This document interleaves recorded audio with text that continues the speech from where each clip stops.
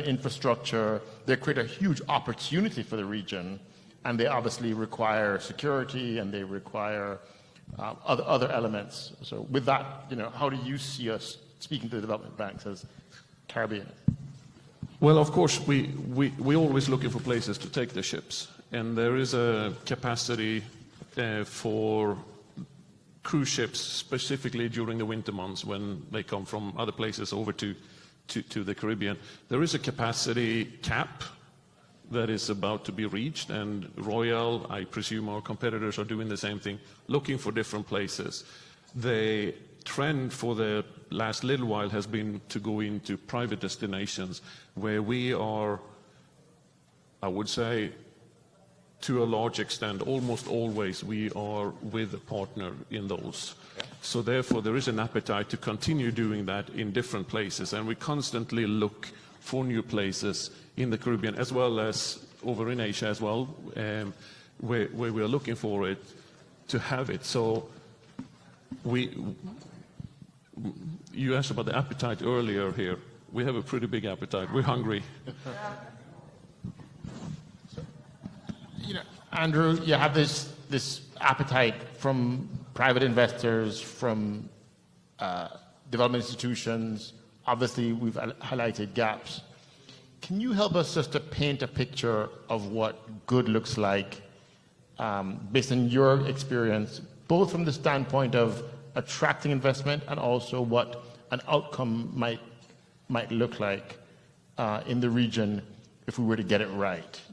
Help us to understand what a Caribbean port could achieve if we were to have the strategy that Felipe referenced and have the dollars that CAF is willing to deploy in the context of the policy frameworks that Lilia referenced. Sure.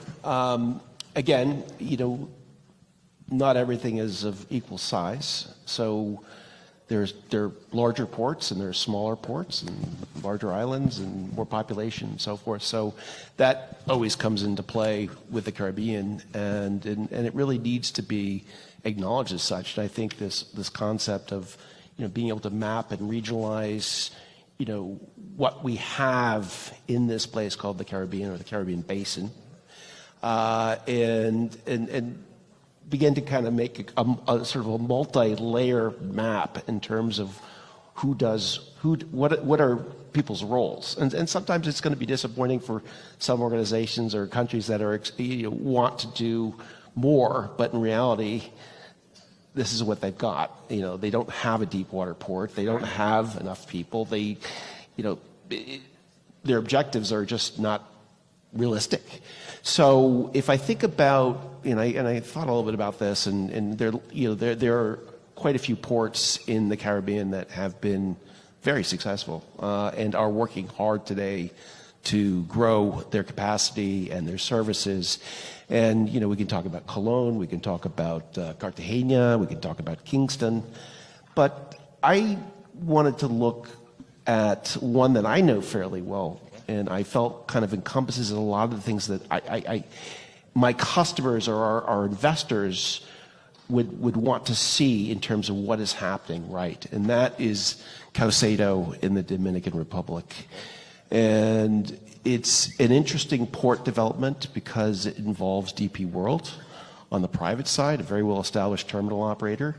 It involves Dominican money. It involves the Dominican government, so you have a little bit of a PPP here.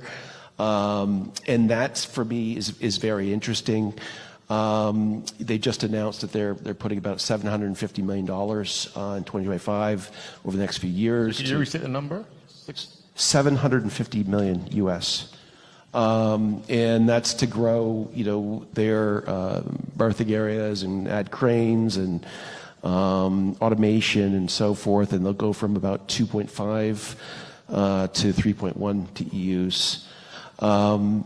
But on top of that, and probably more interesting for our customers, is not just the port itself, but the fact that DP World is moving beyond terminal operation, and they're getting involved in logistics, and so they built out quite a few warehouses, and they have plans to add more on the site of the port. It's 225 hectares, so it's quite a large site. Also sits on the peninsula with the airport. So now you have intermodal activity going on. On top of that, you, in this logistics facility, not only can you have warehousing there, but you can do manufacturing. So effectively, it's a special economic zone. And so there's the special economic zone within Caucedo. Right across the street, there's another one called Las Americas, and San Isidro is not too far away, and there are a few others on the other side of Santo Domingo. So within a 40-kilometer, circle, you probably have about 5 or 6 special economic zones that provide for investors a very nice umbrella to plug into, because it's turnkey. Not only do you have facilities, but you have hiring, you have payroll, you have security, you have fire, you have transportation for the workers, and then you have this direct connect to the port, all digitalized, and containers can be sealed at site, and you don't have to worry about it. It's a very efficient process.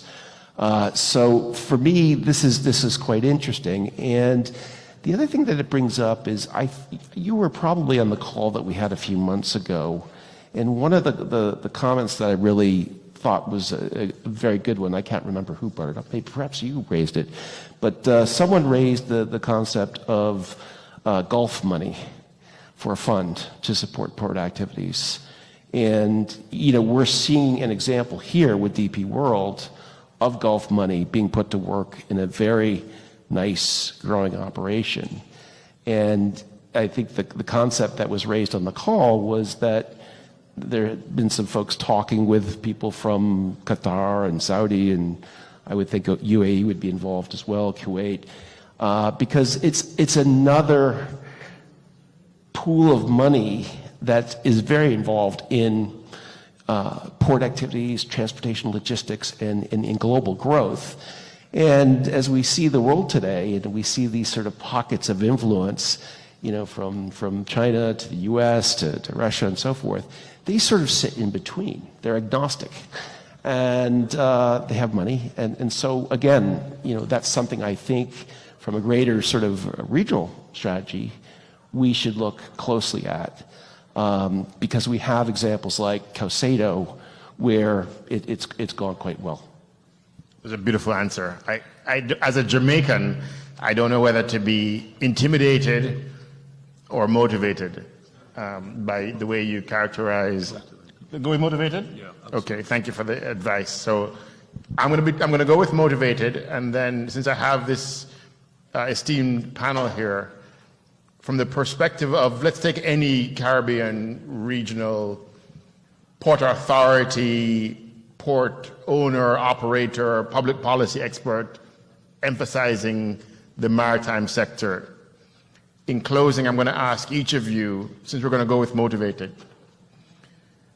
one practical thing, like one Monday morning activity that takes account of the context that's been described and the appetite of development banks, the need for security that was emphasized in the prior panel, the need for climate resilience that was mentioned by Minister Samud at the beginning of the day, the need for technology, the need for scale, the need for regionalism.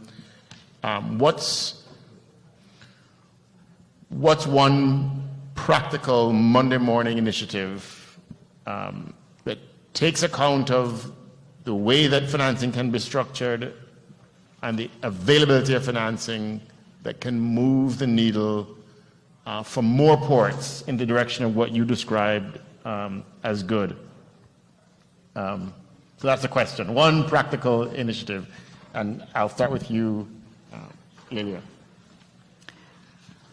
So one practical initiative that I would suggest to the port authorities, but not only the port authorities because they cannot do it alone, is together with the government, is create the one maritime window. What I mean by this is port authority, customs, inspection agencies, and all other agencies that are there at the port are ensuring that goods are coming in and coming out efficiently, create one window and assess their performance as a group and not individually. This is what I would say. And by the way, digitalization is part of it, because without digitizing the whole process and continuing to move everything by paper is not going to bring efficiency. So create one maritime window. That's my suggestion. So one digital maritime window is a Monday morning action. I can tell you as a port operator and shipping line and freight forwarder, freight consolidator, the amount of time that's spent doing duplicative processes to move boxes faster and the costs of that, I can see the difference. Captain, what do you see as one big Monday morning initiative that can move the needle on the maritime sector in the Caribbean? To follow up on what she was saying here is that to be able to safely dock the ship has to be the number one. That's a tip of the sword. If the channel is not wide enough, if the dock doesn't have the correct bollards, if it's not deep enough to take in the ships, that is the desired on the scale of what the port and what the community wants to have. That's going to have to be the number one priority, tip of the sword. And for your perspective, is that obvious to Caribbean governments? Like from the perspective of a port operator myself, we get up every morning thinking about the capital expenditure requirements. But would you say that's clear, or is that something that we need to get our minds around? I think that we all need to get our minds around it, because just the scale, now I'm talking from the cruise operator, with these big ships, the enormity of having 7,000 guests, 2,500 crew members on board, not a secret, but a $2 billion asset, and to move that in, at the end is going to be a controlled collision with a pier. And in order to make sure that that is done in a safe way at 100% level, we cannot be 99.9%, we need to be 100%, because we really don't want to make the PR people work by something happening that should not be happening. So that has to be, and I think that the enormity of having that big ship, that scale, could possibly be better understood in some areas. So bringing this $2 billion asset in with 7,000 people aboard with very low tolerance for error, we need to concentrate on the capital that will allow that to happen consistently. Pedro, your one big move? Yeah, well, being regional integration, one of our mandates, I would say regional integration. And for that, we have been working with ACS and CARICOM in developing the Caribbean integrations and logistic program that set out the gaps and opportunity for regional integration. So I would say regional integration. Across ACS? Across the ACS in the Caribbean, and how to find each country and each port its right role in the wider logistics and port ecosystem. And regional integration for you is about trade? Is it about customs? What's the... It's about everything, really. I mean, trade needs to be integrated, systems need to be interoperability, regulations, customs, in order to have a bankable project and a functioning infrastructure that serves the region as a whole. Because of the scale mainly, the region needs to have a better degree of integration. Okay. Felipe? Well, I would go to the concept that I called before, more, I don't know, holistic or strategic approach from the governments. Need to be improved different areas of the government that are involved in the maritime, I don't how to call it, ecosystem. Going back as an example to the energy. If you think in a port in the Caribbean supplying shore power to the cruise industry, for example, then you need to think who is going to sell the power. The port probably do not have in their role sell power. Somebody need to define how that is going to be done.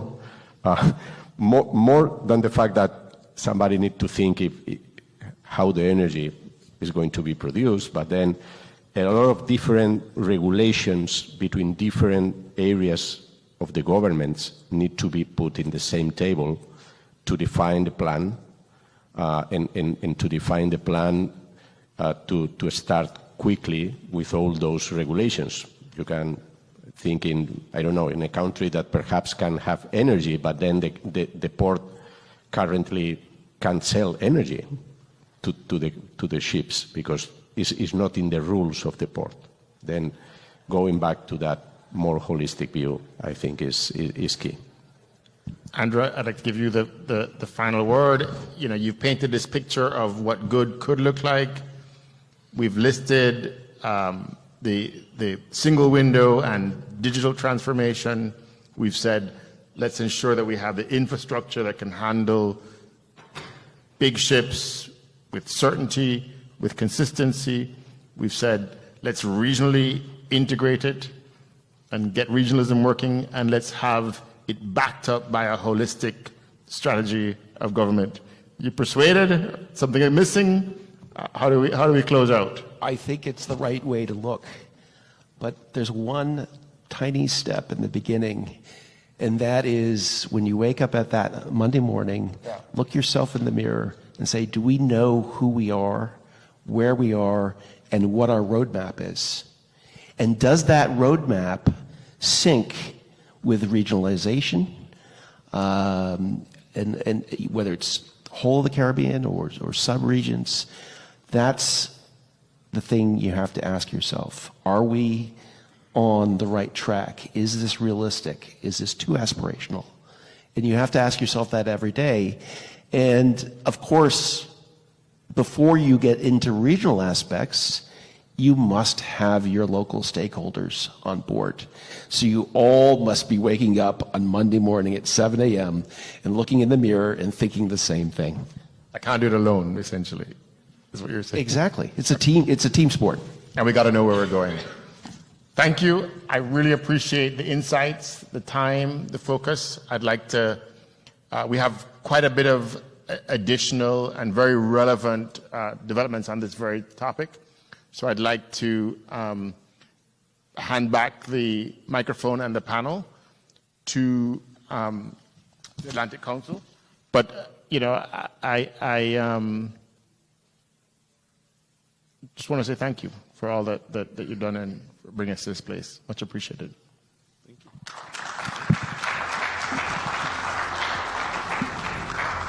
Thank you to our panelists. Please remain seated for closing remarks from Governor Ron DeSantis. Thank you very much.